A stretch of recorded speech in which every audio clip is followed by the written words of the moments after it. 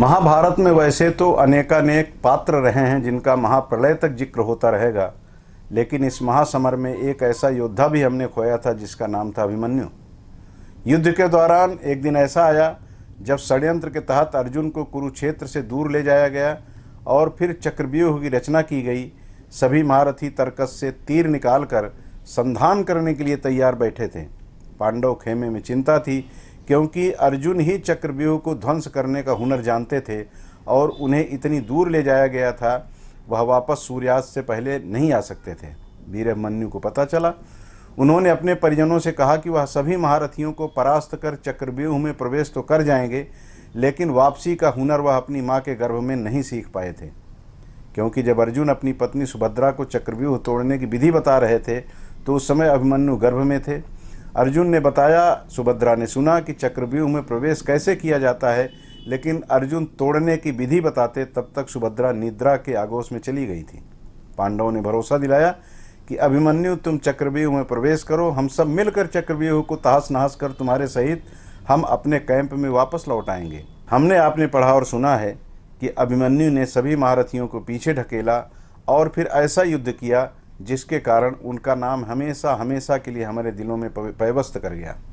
इस समय भारत भी अभिमन्यु की तरह सभी महारथियों को अपनी शक्ति का एहसास करवा कर चक्रव्यूह में प्रवेश तो कर गया, लेकिन उसकी बढ़ती ताकत से धृतराष्ट्र और दुर्योधन जैसे देश तिलमिला गए हैं। वह योजनाबद्ध तरीके से अभिमन्यु यानी भारत को घेर लेना चाहते हैं। तभी तो भारत को आंतरिक और बाह्य शक्तियों से मिलकर लड़ना पड़ रहा है। अब देखिए ना, पिछले 4 दिनों से भारत से उड़ने वाले 90 विमान में बम होने की अफवाह फैलाकर दहशत पैदा करने की कोशिश की गई।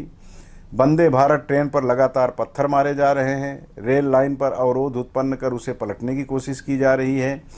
नेपाल, श्रीलंका, बांग्लादेश, म्यांमार, पाकिस्तान जैसे छोटे देशों को वैसे ही इस्तेमाल करने की कोशिश की जा रही है जैसे द्रौपदी का वस्त्रहरण करने के लिए दुर्योधन ने दुशासन को आगे कर दिया था। भारत का सबसे करीबी देश नेपाल, जिसकी 1850 किलोमीटर सीमा खुली हुई है, आने जाने के लिए अनुमति की आवश्यकता नहीं पड़ती। सांस्कृतिक और पारिवारिक रिश्ते हैं नेपाल के साथ, लेकिन चीन की ओर बाहें पसारे नेपाल बढ़ता दिख रहा है। बांग्लादेश तो हमारा पोता लगता है। हमारे पसीने से पैदा हुआ बांग्लादेश अब प्रत्यक्ष रूप से पाकिस्तान तो परोक्ष रूप से अमेरिका का पिछलग्गू होता दिख रहा है। अमेरिका जो भारत का कभी हो ही नहीं सकता, पिछले 2 दशक से नज़दीक आता तो दिख रहा था, लेकिन उसकी नज़दीकी वैसी ही थी जैसे तालाब में शांति से खड़ा बगुला खामोशी से मछली की प्रतीक्षा करता है और जैसे ही उसे देखता उसकी चोंच और बगुले के बीच का अंतर समाप्त हो जाता है, यानी मछली को बगुला उद्रस्त कर लेता है। भारत को पाकिस्तान जैसा बना देने की चाहत लिए अमेरिका कई बार भारत पर परोक्ष रूप से हमला कर चुका है, लेकिन हमेशा मुंह की खाया है। अमेरिका को कदापि रास नहीं आता कि भारत एक बार फिर से रूस का हमराही बने। पुतिन भारत के प्रधानमंत्री की तारीफ क्या कर देते हैं, अमेरिका के पिछवाड़े में आग लग जाती है। इतना खतरनाक देश अमेरिका कि वह प्रतिक्रिया व्यक्त नहीं करता, बल्कि सिर्फ और सिर्फ क्रिया करता है। तभी तो मिनी भारत कहा जाने वाला कनाडा अमेरिका के आदेश पर उन लोगों की शरणस्थली बन गया है जो लोग भारत के टुकड़े करना चाहते हैं। खालिस्तान की मांग करने वालों के लिए कनाडा स्वर्ग बन गया है। यहाँ बैठकर भारत के खिलाफ खुलेआम षड्यंत्र रचा जा रहा है। भारत विरोधी गतिविधियाँ संचालित करने वालों को प्रोत्साहित किया जा रहा है। वहाँ का प्रधानमंत्री भी आतंकवादियों की भाषा बोल रहा है। कनाडा ऐसा सिर्फ और सिर्फ अमेरिका के इशारे पर कर रहा है।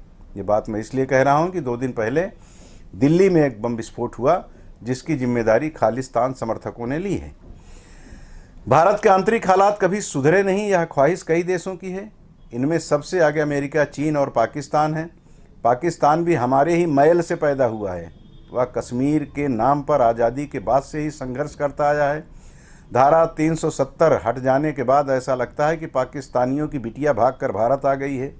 तिलमिलाया पाकिस्तान क्या करे, नहीं तो पापड़ की तरह पीसकर पानी में मिलाकर भारत को पी जाए। अपने दामाद यानी आतंकवादियों को फिर से उसने सक्रिय कर दिया है। तभी तो कश्मीर के गंदरबल में 7 लोगों को मौत के घाट उतार दिया गया।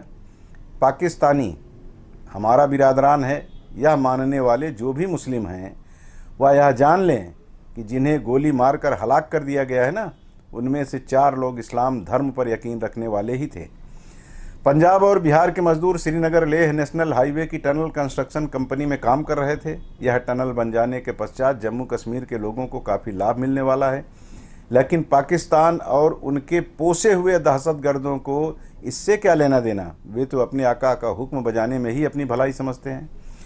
कुल मिलाकर भारत को चारों ओर से घेरने की जो कोशिश हमारे दुश्मन मुल्क कर रहे हैं, वे यह भी जानते हैं कि अभिमन्यु यानी कुछ देशभक्त भले ही मौत को प्राप्त हो जाएं, लेकिन महाभारत तो पांडव यानी भारतवंशी ही जीतेंगे।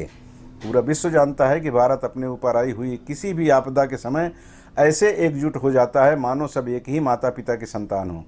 एक साथ मिलकर अपने दुश्मनों से लड़ने का जो जज्बा हिंदुस्तानियों में है, उसकी नज़ीर भारत की यही दुश्मन मुल्क दिया करते हैं।